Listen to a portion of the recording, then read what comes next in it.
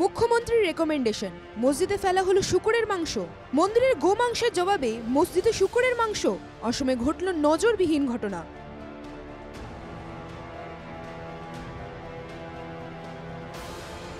গুয়াহাটির পাঞ্জাবাড়িতে তীব্র চাঞ্চল্য।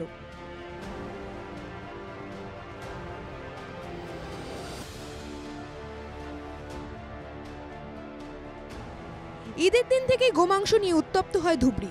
মন্দিরের গোমাংস উদ্ধারের ঘটনায় সাম্প্রদায়িক সংঘর্ষের ঘটনা ঘটে। ধুবড়িকাণ্ডের পর রাজ্যের বিভিন্ন জেলার মন্দিরে গোমাংস ফেলে দুষ্কৃতীরা। প্রতিদিন প্রকাশ্যে আসছে হিন্দুদের ধর্মীয় স্থানকে অপবিত্র করার সংবাদ। বিষয়টি নিয়ে ক্ষুব্ধ মুখ্যমন্ত্রী হুঁশিয়ারি দিয়ে বলেছিলেন, মন্দিরে গোমাংস ফেলা হলে মসজিদে শূকরের মাংস ফেলা হবে। আর মই রাহুল গান্ধীক কব খুঁজো, যদি থবই লাগে কেতিয়াবা হিন্দুৱে গাহৰি থব।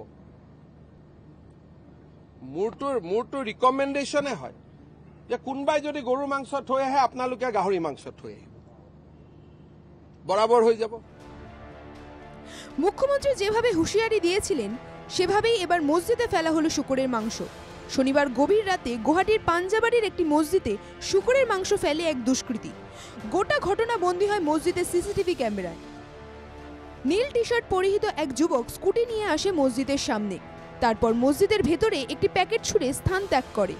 রবিবার সকালে মসজিদের ইমাম ওই প্যাকেটটি দেখতে পেয়ে পুলিশকে অবগত করান। দিসপুর পুলিশের একটি দল ঘটনাস্থলে উদ্ধার করে শূকরের মাংসের একটি প্যাকেট। বর্তমানে চলছে ঘটনার তদন্ত। বিষয়টি নিয়ে কোনো প্রতিক্রিয়া জানায়নি মহানগর পুলিশ।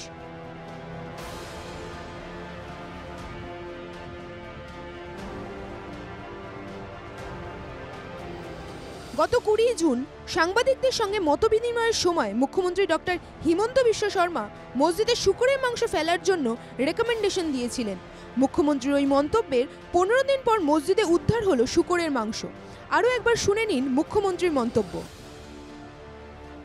আর মই রাহুল গান্ধীক কব খুঁজো, যদি থবই লাগে কেতিয়াবা হিন্দুৱে গাহৰি থব। মোৰটো ৰিকমেণ্ডেশ্যনে হয় যে কোনোবাই যদি গৰু মাংস থৈ আহে আপোনালোকে গাহৰি মাংস থৈ আহিব, বরাবর হয়ে যাব। 26 বিধানসভা নির্বাচন কাছে আসতেই শুরু হয়েছে গোমাংস ও শূকরের মাংসের রাজনীতি। আগে ছিল শুধু গোমাংস, এবার সংযোজিত হলো শূকরের মাংস। নির্বাচনের আগে এই পরিস্থিতি কোন দিকে গতি করে তাই হবে লক্ষণীয়। Bureau report, NKTV Bangla.